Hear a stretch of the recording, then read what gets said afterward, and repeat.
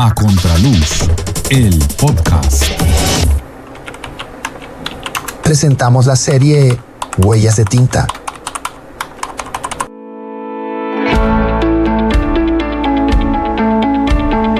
Hola de nuevo, bienvenidas y bienvenidos a una nueva emisión de A Contraluz, el podcast, esta vez el capítulo 36, donde seguimos hablando con el profesor, investigador y escritor Guillermo Correa Montoya. Y esta vez vamos a seguir profundizando en su novela. Vamos a ver cuáles son esas relaciones entre la pintura y la literatura. Vamos también a auscultar un poquitico en esos problemas editoriales que a veces ocupan todo nuestro conocimiento, todo nuestro ser, porque hay una diferencia fundamental entre escribir y publicar. Así que, pues, bienvenidas, bienvenidos. También vamos a terminar con el segundo apartado de su novela Loca Mitómana, que sigue bien interesante. Así que promete este episodio de A Contraluz, el podcast, continuando con la conversación que tuvimos con Guillermo Correa. Bienvenidas, bienvenidos. Bienvenidos al podcast A Contraluz. Tu primera investigación surgió, entiendo, con el tema del pregrado, ¿cierto? Sí. Mi primer trabajo pues no está publicado. Yo nunca publiqué y hoy sería hasta publicable. Es un trabajo escrito en el 99-2000 y es un trabajo que se pregunta sobre las formas de seducción y conquista de los hombres homosexuales en la Universidad de Antioquia. Se llama ¿Quién controla estas ganas? Exacto. Y ese jueguito de ¿Quién controla estas ganas? Era un poco como en donde se regulan los placeres, pero al mismo tiempo ¿qué pasa cuando esos cuerpos escapan a esos controles de los placeres? Entonces creo que hoy, de hecho hoy me resulta más fácil hablar de ese trabajo que hace en 27 años, porque lo hice un poco intuitivo. Sí. Entonces hoy tengo como el abordaje académico, el bagaje académico para hablar de Foucault, la regulación y tal cosa, y los dispositivos. Y en el 99 yo soy un muchachito asustado que quiere hacer un trabajo por algo que está pasando en la universidad en ese momento, que le molesta, que le indigna y que se dedica a hacer como una especie de juego etnográfico. Ese es como mi primer trabajo, me parece tierno, está ahí pues en la biblioteca todavía. Sí.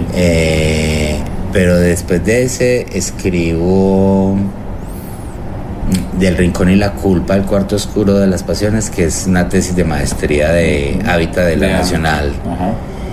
En un título muy rimbombante. Pues sí, ahí es cuando yo digo que ese título es un párrafo. Pues, o sea, como cuando yo ahí me digo a mí mismo, pero ¿por qué no apareció una voz sensata que me dijera Del Rincón y la Culpa, punto? Ya.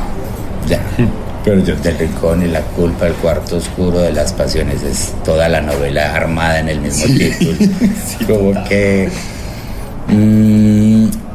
ahí yo creo que me doy un poquito más de licencias poéticas, bueno, porque es que la maestría en Hábitat era una maestría como prima hermana de la maestría estética en la Nacional, entonces los profes le permitían a uno ciertas florituras como con la escritura, y era un periodo, eso es en el 2005, es un periodo en donde Deleuze y Guattari son como los dueños del ritmo, sí, aquí, entonces uno con Deleuze y Guattari como que puro cristal, fragmento, sí.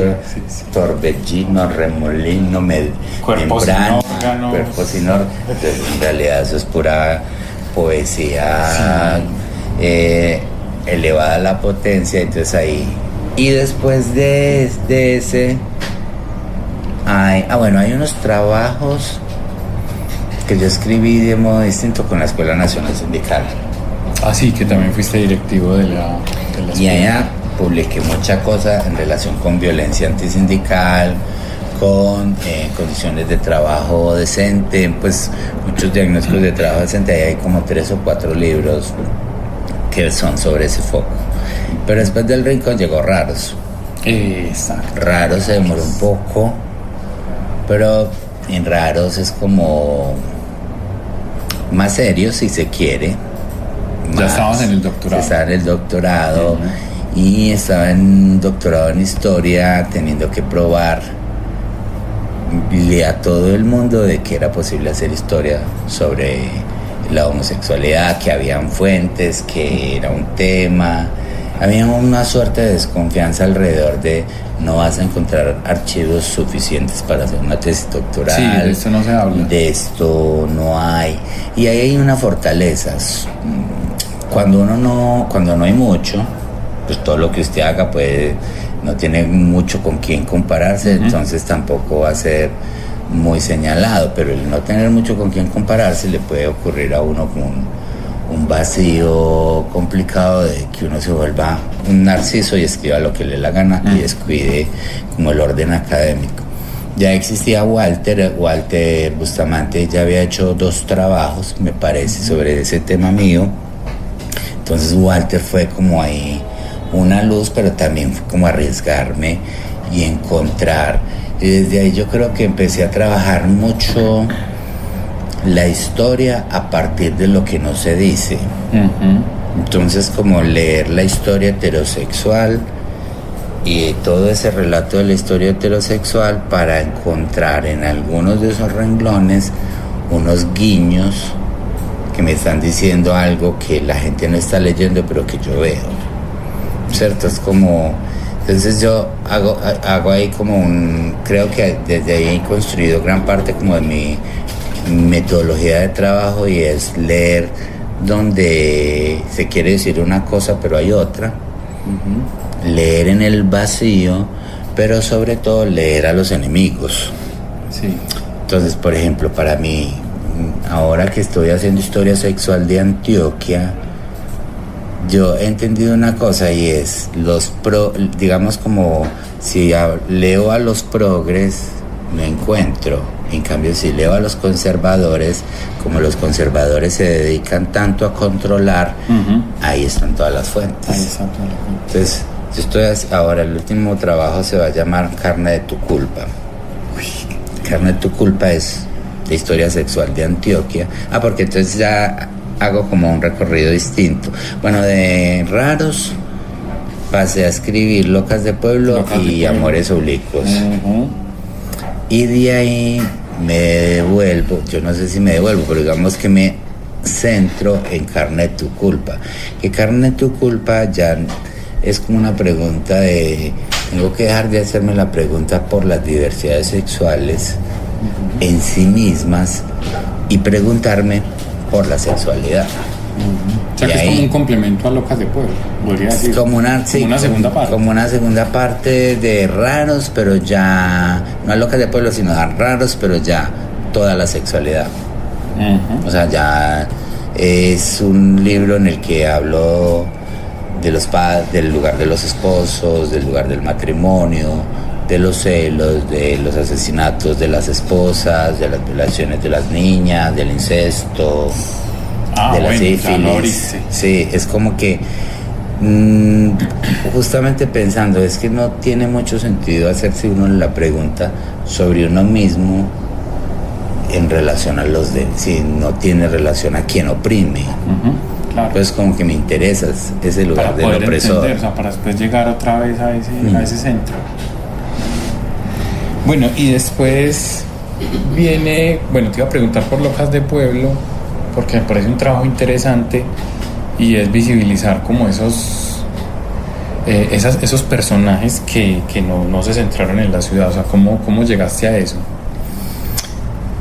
Después de Raros, yo quedé un poco como con la sensación de que era un buen trabajo, pero era hasta cierta medida un trabajo muy centrado en lo urbano. Muy urbano eso. Sí, y como que estaba leyendo un tipo que es un biógrafo de Foucault que se llama Didier Eribon, que es un profesor en París, que todavía está vivo, Didier Eribon, tiene unos lugares donde dice es que los homosexuales huyen a la ciudad, como si la homosexualidad es un asunto urbano. Y yo dije, no creo. O sea, no sé si es muy aplicable al contexto parisino esa perspectiva de Eribon, pero es que yo soy de un pueblo y en los pueblos hay locas que envejecen estando ahí en los pueblos. Entonces ahí me hice como la pregunta al revés y dije, ¿cómo es ser marica en un pueblo, sobre todo en Antioquia?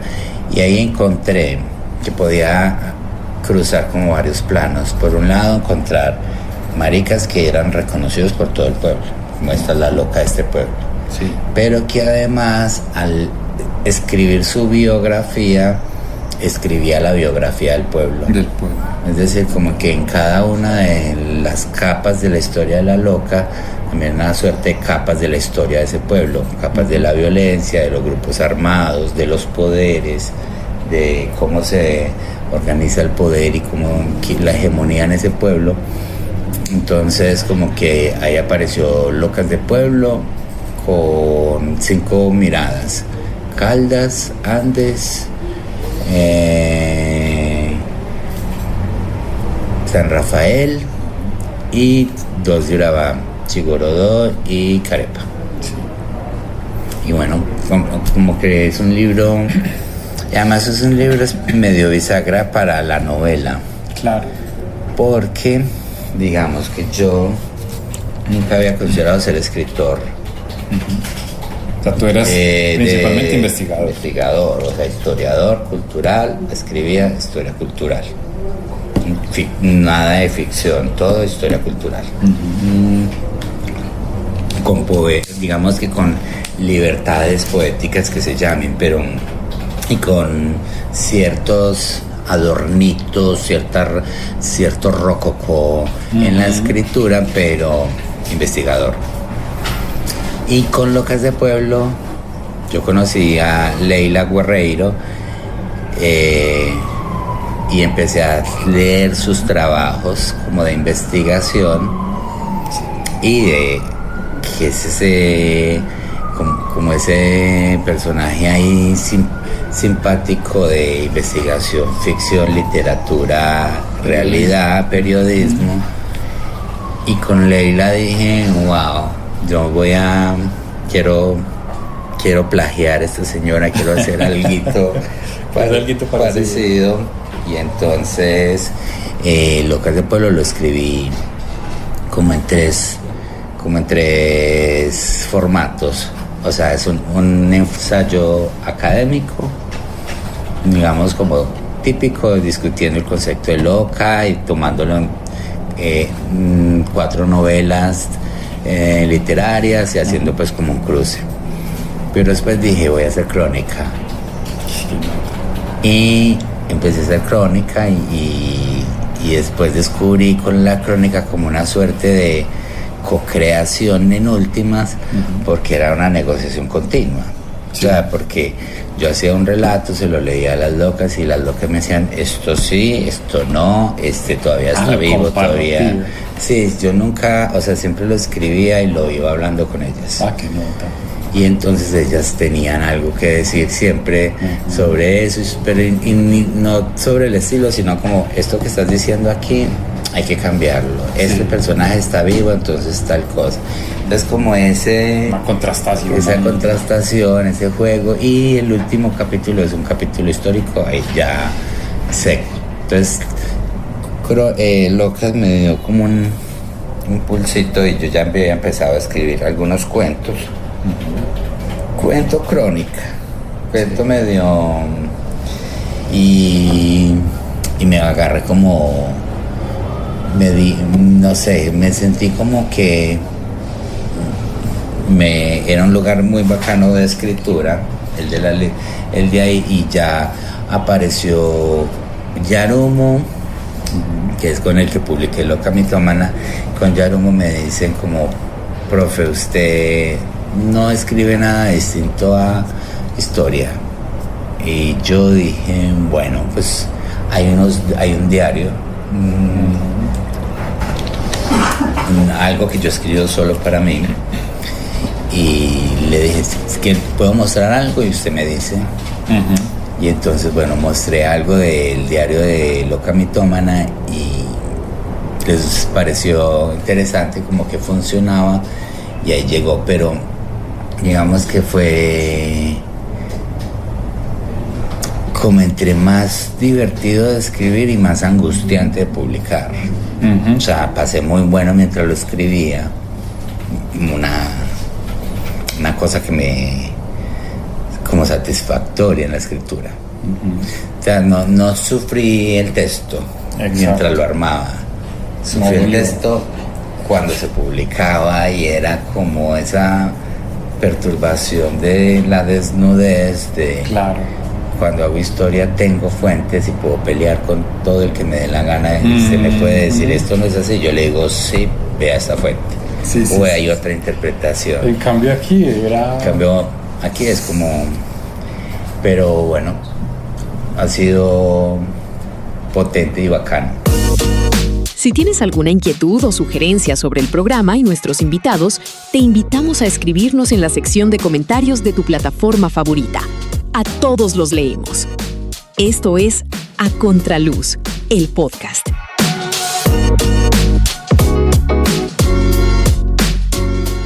Pero de todas maneras esa escritura también da algo de libertad, ¿cierto? O sea, sí, ya no es el rigor histórico. Sí, y además eso tuve que hacerlo consciente para poder darle las vueltas a la novela de modo necesario. Porque pese a que estaba haciendo no ficción, el final, por ejemplo, de la novela siempre me quedaba cojo. Un final muy difícil, como que hasta que yo no hice conciencia y dije, pero ¿por qué me estoy ciñendo a la realidad como si la realidad fuera ahora la fuente de este texto? Si claro. Puedo escaparme de ahí, de ese orden de lo coyuntural, y armarme, y ahí ya se movió el final hacia otro lugar más creativo. Como que no me daba muchas licencias creativas ahí, como que ya era no ficción, era ficción, pero seguía anclado a la fuente de la vida cotidiana, como si fuera el soporte del texto. Y ya, hacer esa conciencia que estalla como en algún momento en uno, me permitió moverme de ahí. En la novela hay como, o sea, se habla de Medellín, pero no como una postal, ¿cierto? Sino como esa ciudad vivida y habitada. ¿Eso fue consciente o cómo llegaste a eso? Yo quería, en cierta medida, como que Medellín tuviera como carácter de sexo efímero.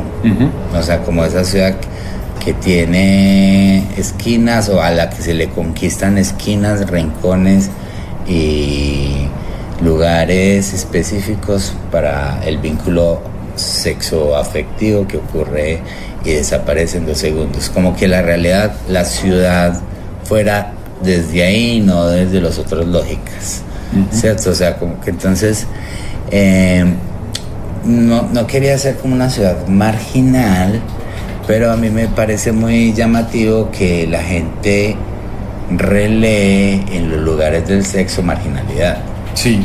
Entonces es como si sexo efímero estuviera asociado, y en realidad no.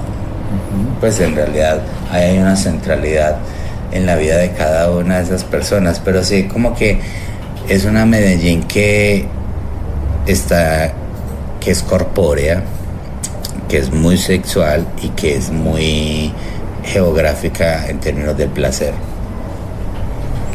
Esos personajes de la novela, o sea, ¿cómo hiciste para que esos personajes fueran en realidad personas y no como se ha utilizado tanto en este tipo de literatura, que son como unos símbolos, como por allá, como una representación social casi que ideal? No, o sea, estos uno los lee y son personas común y corriente que simplemente pues podría decirse que tienen una incidencia sexual, pues si es que se quiere llamar así, pues. ¿Cómo hiciste para que te quedaran así? Es que yo creo que esos personajes son gente que yo conozco, o sea, son amigos, son personas, soy yo mismo multiplicado, y uno mismo multiplicado es como una sumatoria de todas esas experiencias. Entonces mi construcción, digamos, como de cada uno de los sujetos que aparecen ahí es como un artículo, como que yo me le robo cositas experienciales a la gente, algo que te pasó con este otro que le pasó a este otro, claro, y armo ahí como con ellos un relato. Digo, ve, este tejido entre la experiencia de este y este me funcionan. Entonces, primero porque también temo mucho hacer personajes correctos, y temo mucho que esos personajes se lean en ese matiz de lo correcto, lo incorrecto, del bueno o del malo, ¿cierto? O sea, hay un orden del placer, una moralidad que puede convertir a alguien en chocante, en divertido, en arbitrario, en peligroso, pero al mismo tiempo bondadoso. Entonces, como que esos contrastes, que son nada más y nada menos que los rasgos que todos tenemos, que compartimos, tuvieran ese lugar con los sujetos. Y después de eso, o sea, después de la novela, ¿vas a volver como a intentar temas de autoficción, o definitivamente fue un experimento y ya, y sigues como en escritura académica? No, ya hay otra novela. Que estas ya es como no ha sido tan fácil. Pues, o sea, como que tengo esa sombra de un editor que me dice: hay gente que solo escribe una novela en su vida. Y esa otra cosa como que yo tengo no, es que yo ya tengo más escritura, o sea, como que, entonces, no sé, en una nueva novela que se llama Marica a la intemperie, pero tiene muchos problemas editoriales. Ya. O sea, está en proceso. Pero digamos, ya está listo el borrador. Sí, 3 versiones, de hecho. Es decir, ya estoy en la 3ª versión de ese borrador. Es que no ha gustado. Yo creo que no va a estar publicada en esa misma editorial. Fue como... claro, uno espera como que después de Loca Mitómana, en realidad a mí me fue bastante bien con esa novela. Yo no esperaba que fuera tan bien. Está bien, yo creo que va a salir una 3ª reimpresión, como que, y ahí como que llegó a unos nichos específicos bacanos. Sí. Y no fue tan difícil, es decir, yo lo escribí, la reescritura pasaría por una edición y ya, 2. En cambio, un Marica a la intemperie ha sido todo lo contrario, como que no. Y paradójicamente yo siento que tengo más libertad en esta escritura última.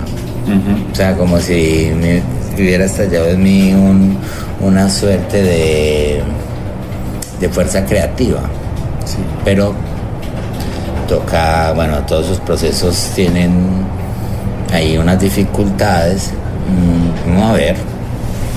Pero ahora en este año saldrá Carne de tu culpa. Sí, ese sí ya está listo. Ese está listo. Pero una primera versión, porque va a ser 2 libros. Pero el primer libro está listo, el segundo no he empezado a escribirlo. Y a la intemperie, pues todavía está la intemperie. Sí, pero digamos, esos problemas van como por encontrar la voz, o qué es lo que te dicen en la editorial, porque siento que te sientes bien escribiéndola, pero como que el problema es en términos editoriales. Sí, hay un asunto que yo personalmente creo, que estoy peleándome justamente ahí, es: yo estoy diciendo algunas cosas que editorialmente no resultan tan sexys. Sí, no son tan convenientes. Y como que Loca Mitómana terminó teniendo unos rebetes muy pop art.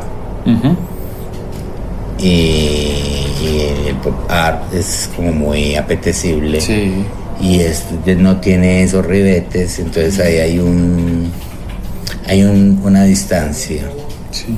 Y hay y quizás también haya un error comercial mío, que Loca Mitómana tiene como cierto éxito comercial, no es que nos volvimos ricos por eso, pero se vendió.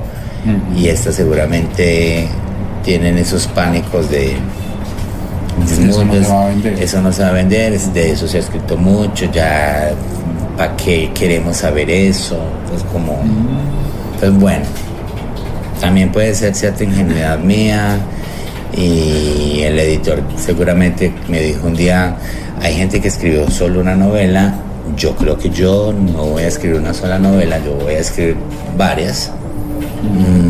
Pero bueno, no todas tienen que funcionar. Claro, y no todas funcionan para la misma editorial. Dicen que, por ejemplo, el tema con los editores es como si fuera un matrimonio, pero pues ese matrimonio puede terminar y uno se va para otra editorial. Es muy complicado eso, porque uno igual se siente como poniéndole los cachos a los editores y se mueve para otro lado. Todos los otros libros los había publicado con la editorial de Antioquia, de la Universidad de Antioquia, y esos libros se demoran 3-4 años en promedio para hacerse, para publicarse, no solo hacer, o sea, después de hacerse y entregarse se demoran 3 o 4 años. Esa es una espera tan insufrible y tan interminable. Y este año descubrí, por ejemplo, con EAFE, que me demoró 6 meses. Sí, total. O sea, de 4 años pasé a 6 meses y dije, infiel horrible con la editorial. La Universidad de Antioquia es mi universidad, pero pues no puede ocurrir esto. Entonces, bueno. Total. Volvamos a la novela. Hágale. El verdadero protagonista, podríamos decir, en la novela Loca Mitómana es el deseo, pero no solamente deseo entendido por algo corporal, sino como el deseo de conocimiento, como el deseo por muchas cosas. ¿Qué piensas de eso? No, me gusta esa interpretación. Yo creo que hay una honestidad del deseo en cada uno de esos sujetos, en cada uno de esos personajes, que aunque esos deseos no se encuentren necesariamente, como ocurre con Benjamín y Abraham, que hay, yo creería, o sea, podría agregarle a eso que tú dices una segunda línea, y es el central es el deseo, pero el coprotagonista es la imposibilidad del deseo. Es la imposibilidad, correcto. O sea, es como si todos los personajes se movieran en una búsqueda incesante de el afecto y el deseo, como una cosa que no se desliga, encuentro, placer y deseo. Pero lo que le ocurre a casi todos los personajes es que ese deseo no es posible, o no es posible en el modo en que cada uno lo imagina. O sea, que es una frustración, podría decir. Sí, pero hay como un vacío, como algo que no se logra llenar, como como esa cosa medio psicoanalítica de lo que no se logra coger del todo en la realidad, de ese fantasmita que aparece ahí, como el deseo como un fantasma. Y es como que ocurre que sí está ocurriendo el deseo, pero no percibís esa ocurrencia, y lo percibís solo por la ausencia. Claro. Entonces hay unos deseos que están amarrados ahí a los encuentros efímeros, que solo se vuelven conscientes en la medida de la memoria de esa cosa efímera. Hay unos encuentros que están ocurriendo en ese juego de relaciones permanentes, que está ocurriendo en la contradicción de esa relación, y que solo pareciera volverse deseo cuando se añora, cuando no se tiene. Entonces es como que es algo que está haciendo, pero el problema es que el deseo necesita conciencia. Exacto. Y la conciencia llega después.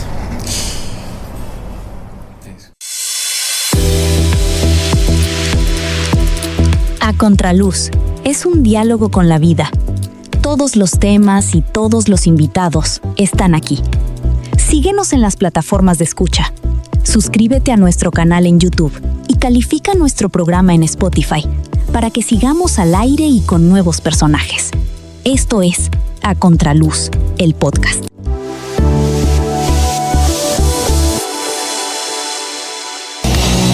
Si te gusta el rock, visita y escucha www.lazonagrisrock.com con todos los sonidos y las épocas del rock. A Contraluz, el podcast. Bueno, hablemos de tu trabajo como pintor. Sí. Digamos, en la pintura encuentras más libertades que en la escritura, o es al revés. Sí, yo creo que es que esencialmente yo soy pintor. Pues como que me dedico a la pintura. Sí. Me asusta, o sea, mi lado, digamos, de pintor es más tranquilo, como si tuviera más dominio, pero eso al mismo tiempo me genera más preocupación, porque el dominio solo hace que uno se duerma. Claro. Y no explore. Exacto. ¿Cierto? Entonces como que en la pintura tengo ciertas seguridades que me asustan más, porque es como si se vuelven confortables, espacios confortables, y yo necesito con la pintura ir más allá. O sea, claro, con todo lo que yo hago, sobre todo con la pintura y con la escritura, siempre hay un tirano interno que me dice: esto que haces todavía no es bueno, y seguramente eso nunca va a ser bueno. Exacto. O eso que hay un tirano interno que me dice: cuando alguien te diga que esta pintura está muy interesante, que es muy buena, no le creas, porque debes y sigues debiendo y tienes que seguir explorando, y como que hay un juego entre lo que quiero decir en la pintura y lo que consigo, y lo mismo con la literatura. Te dices. ¿Cierto? Con la literatura me ocurre que con la literatura puedo a veces entrar en estados de inconsciencia más interesantes que con la pintura. Con la pintura me puedo perder. Sí. O sea, se suspende el tiempo. Sí. Y estoy yo en relación con la pintura y ahí no hay temporalidad. Pero con la escritura puedo entrar en un estado de alucinación en la que yo estoy escribiendo y va ocurriendo. Después ya llega a esos niveles de conciencia que lo vuelven, lo aterrizan a uno y lo vuelven seco y amarrado y restringido. Sí. Pero claro, no son estados de inconsciencia inducidos, no me funcionan a mí esas formas específicas. Habrá gente que le funcionen, pero a mí no. Como que hay, digamos, dos cosas que para la pintura y para la escritura a mí me funcionan mucho, y es la repetición. A mí me interesa explorar una cosa, repetirla, leerla. Yo leo siempre las cosas muchas veces, y esas cosas, cuando las leo muchas veces, en algún punto me hacen conexiones y me empiezan a hacer sugerencias. Lo mismo con la pintura. Trabajo bajo un mismo foco, bajo un mismo enfoque, hasta que hay unos colores que empiezan a aparecer de esas repeticiones que no eran los que tenía planteados. Entonces con la literatura, como que yo creo, y que en la investigación, yo no hago investigación sin repetirme, sin revisar 10 veces, 5 veces, 50 veces la misma historia, hasta que... Claro, en estos días escuché a alguien que decía que la literatura, el conocimiento se parecía a la literatura, a la tortura, en el sentido de que uno tuerce tanto las cosas hasta que las hace hablar, como cuando el torturador aplica tanto que termina, y que eso es peligroso en el sentido de que uno la hace hablar, pero lo que quiere que uno diga. Sí, lo que quiere oír. Yo, digamos, es que es extraño, porque como que la literatura y la pintura para mí son una especie como de tormento. Sí. Necesario, O sea, me asustó mucho cuando es un tormento que te produce intranquilidad, pues, pero que no está cercano a estas ideas, clichés de la tristeza o la depresión o de la melancolía. O sea, hay un tono melancólico, porque es que en la pintura, en la escritura se pierde algo que uno nunca logra conseguir, pero es tormentoso en el sentido de como cuando uno necesita comer y no se llena, pero como que si se llena mucho la pasas mal. Exacto, sí. Y yo creo que esa figura no sirve ahí, pero sí, es como no hay calma. Yo creo que nada tiene que ver la calma con la literatura y con la pintura. Por eso, como cuando dicen, ay, que la arte terapia y todas esas cosas, como que digo, pues puta, esto nada es más lejano a la realidad que esto, pero es lo que hace que ese motor creativo se sostenga. ¿Qué piensas de los formatos de los libros, tanto físicos como digitales hoy en día? ¿Piensas que los libros digitales van a acabar con los físicos o que pueden convivir? Yo creo que conviven y creo que los últimos años sí ha habido pues ese susto del libro digital. Es que un libro es una gran compañía. O sea, un libro es como uno extendido, como uno ampliado.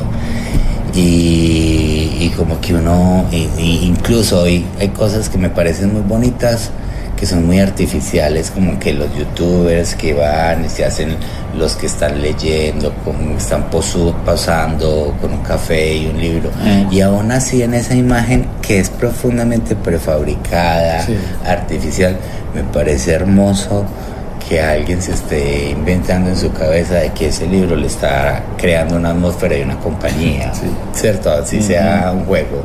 Entonces, yo pienso que los formatos cada vez serán más plurales, y porque siento, por ejemplo, que los libros, los podcasts hoy llegan como también a reemplazar algo que se había perdido un poco como con el radio, ¿cierto? Como con esas historias que escuchábamos en los 80 y los 90 de las radionovelas, como que ese formato vuelve a tener mucha fuerza. Y como que uno no sabe además todo el nivel de compañía que ocurre uno sentarse con unos audífonos a escuchar un podcast o un libro. Yo todavía no soy muy bueno con los audiolibros, me pierdo mucho. Pero, por ejemplo, el papá de un amigo mío, que él no sabe leer, los audiolibros son su salvación. Una cosa así. Y digamos que para mí es porque yo, si estoy escuchando, puedo estar dibujando, puedo estar lavando un plato y me pierdo. La concentración todavía no se me articula del todo. Pero creo que hoy los formatos son de todas las posibilidades. Creo que eso va a convivir fuertemente. No van a desaparecer, porque además también hay una cosa con el libro que tiene que ver con el fetiche, y eso no se pierde. Claro, porque te gusta mucho un libro, lo viste en digital y vas y lo compras en físico para tenerlo. Exacto, y la necesidad de marcarlo, rayarlo, regarle un café, eso... Mejor dicho. Profe, ¿algún mensaje para quienes quieran o estén en esos proyectos de escritura, de tratar como de explicar una representación social a través de la escritura, que les quieras contar? Yo creo que, bueno, no es que los mensajes son como muy tipo consejo, y yo creo que en la escritura el único consejo que yo me atrevería a dar es a leer mucho para escribir algo. Es decir, y a leer de todo, desde una guía telefónica hasta las instrucciones de una licuadora o de cómo se arma un mueble, hasta Proust, hasta Márquez, a Borges. A mí, pues no sé si a alguien más le puede funcionar, pero a mí me funciona mucho, me abre un mundo muy importante la repetición en la lectura. Hay libros que necesitan ser leídos más de 5 veces. Uy, sí, me ha pasado. Entonces eso, Mauro, muchas gracias. Profe, muchas gracias por estar con nosotros. Fue una conversación muy amena. Y bueno, hasta una próxima oportunidad tenerte acá con tu nuevo libro. Esto es La Contraluz, el podcast. Te presentamos nuestra sección ¿Sabías qué? Una píldora de conocimiento al final de nuestro espacio.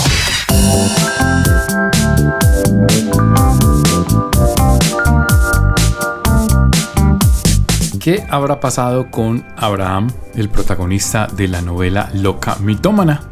Pues como les adelanté en la introducción del programa, vamos a escuchar el segundo apartado de la novela de Guillermo, que nos deleita con estos encuentros que a veces surgen motivados quizá por la soledad, por las ganas de encuentros casuales, en fin, por salir de la rutina, por fin de semana, en fin, muchas cosas motivan a las personas a buscar encuentros con sus pares a través de aplicaciones, y esto es de lo que nos habla Guillermo en el segundo apartado de Loca Mitómana que escuchamos a continuación aquí en ¿Sabías qué? ¿Cómo estás de verga?, preguntó JQ10 por el chat de la aplicación. Abraham siempre se divertía con esa manera de iniciar una conversación. Algo así como entre la urgencia y la torpeza parecía moldear aquellas formas. Y, aunque a partir de su estado anímico elegía a quién fastidiar con la contrapregunta, alguien te ha llegado a responder: lo siento parce, estoy mal de verga. Ese día redujo su fastidio. Simplemente tecleó una respuesta de cajón, incluyendo los centímetros y el grosor que aseguraban una buena follada. Sin duda, esas medidas eran la mentira de mayor circulación en esa aplicación. Al fin y al cabo, era sábado y las otras alternativas de fiesta se habían avinagrado, así que decidió continuar la conversación. Pactó un lugar de encuentro para tomar una cerveza y, sin mucho entusiasmo, acudió a la cita. ¿Cómo está, Rey?, preguntó JQ10. Al instante Abraham se redujo a pereza y hastío, pero fingió. La conversación alcanzó para 3 cervezas y una rutina casi idéntica a las miles anteriores. ¿A qué te dedicas? ¿Dónde vives? ¿Has encontrado algo interesante en la aplicación? Y así sucesivamente hasta desembocar en detalles familiares, en algún trauma infantil y luego en la pregunta incómoda: ¿y qué? ¿Te gusté? Pocas veces el parche de último momento resultaba bien. Las fotos truculentas se pixelaban en ese microsegundo que un código adquiría rostro. Pero, ya entrado en gastos, Abraham siempre aseguraba al menos un ratico de distracción. Con JQ10 no fue la excepción. Algo en el mancito le resultó llamativo. Tenía una belleza insinuada. No es que resultara feo contundente, no. Tenía ese rostro y ese cuerpo al que les falta un hervor para estar absurdamente buenos, pero no llegan al punto. Así que Abraham no le dio importancia a ese detalle y se dio una oportunidad. La conversación fue fluida, hasta enternecedora. JQ10 le contó parte de su experiencia juvenil en el municipio de Ayapel, en Córdoba. Detalles eróticos con campesinos asomados en los potreros o en la ciénaga y momentos fugaces teñidos de pánicos eternos despertaron unas ciertas ganas en la atmósfera. Abraham volvió a su escaneo rápido, negoció internamente asuntos que no le convencían del todo. Restó importancia al aparente gesto de desagrado del tipo cuando encendió su cigarrillo. Seguro es sensible al humo, pensó. Luego, lo invitó a su casa a tomar otras cervezas. Entonces JQ10 se transformó en Andrés. En el apartamento, aprovechó que Andrés era arquitecto y le pidió unas recomendaciones para hacer reformas. No vine a trabajar precisamente, le respondió el tipo. Pero si quieres regálame un beso y luego miramos ese asunto. Abraham no supo bien qué pensar. Regalar un beso era una solicitud tan retro que le produjo una sonrisa. Se acercó a la cocina por 2 cervezas. Buscó en el reproductor Friday I'm in Love y se sentó al lado de Andrés. Lo miró de cerca y fingió algún nivel de espontaneidad con el beso. El beso no supuso mayor sorpresa. Abraham tenía que anticipar la disculpa por fumar. Andrés lo miró con desconcierto y le preguntó: ¿y por qué fumas? ¿Qué vacío escondes? En ese preciso instante Abraham tuvo ganas de decirle adiós. No tenía ningún sentido responder a semejante afirmación. Nuevamente volvió a sus formas lacónicas. Parce, Fumo porque me gusta y no sigamos por ahí porque perdés. Tú sabes que el primer paso de un adicto es reconocer su enfermedad. Ey, frena, ya te dije que no sigas por ese camino. Andrés volvió a besarlo. Luego empezó a quitarle la camiseta, le metió la mano en sus jeans y mordió su cuello con suavidad. Lo besó de nuevo, lo apartó un poco y mirándolo a los ojos le dijo que estaba muy rico, que le daban hasta ganas de casarse con él. Otra vez lo besó y le dio un pequeño mordisco en el labio inferior. Nuevamente, lo apartó y con una mirada de desaprobación le empezó a hacer reclamos en formato de celos clásicos. Abraham pensó por un instante que Andrés bromeaba. Just relax, Gebón, le susurró. Pero Andrés cambió su expresión. Se acomodó en la silla y de modo directo le dijo: yo no soy el típico tipo de una sola noche. Tampoco el que se interesa nada más que en sexo. No señor, me interesas para algo serio. Pues parce, si quiere coja la curva, contestó Abraham con putería e incredulidad. Venga mijo, no se enoje.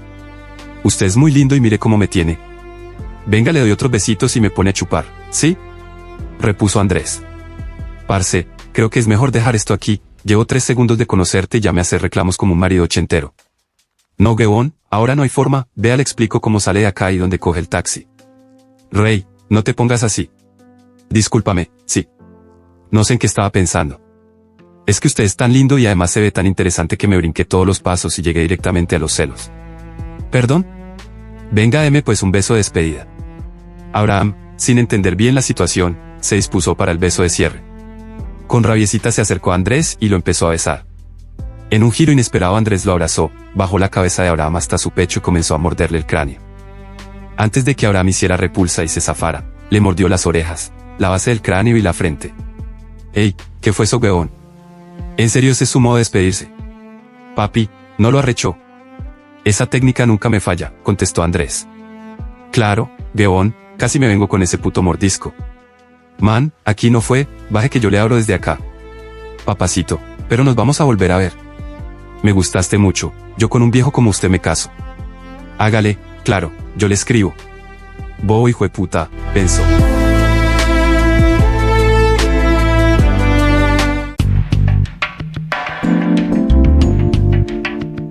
Recuerda seguirnos en las plataformas de escucha.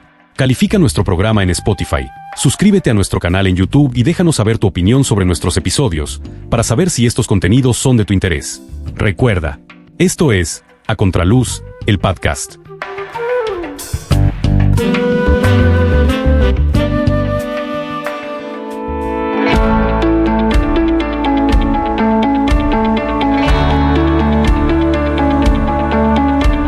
Y así llegamos al final de otro episodio, el 36, y llegamos al final de la conversación con otro invitado más aquí en A Contraluz, el podcast que sigue teniendo buenos invitados. No se les olvide seguirnos en redes sociales, lo que siempre decimos. Suscribirse a nuestro canal en YouTube. Pueden encontrarlo como @untaljunio con doble N, Junio. En YouTube, también en Spotify, lo buscan como A Contraluz, el podcast. Lo pueden compartir, pueden hacer comentarios, lo que siempre pues les hemos dicho. Y dentro de 8 días, un nuevo invitado que estará con nosotros conversando aquí en A Contraluz, el podcast. A ustedes gracias, sigan con nosotros. Esto fue el podcast A Contraluz. Feliz resto de día o noche, si lo está escuchando en la noche, y siga con nosotros. Chao, permiso.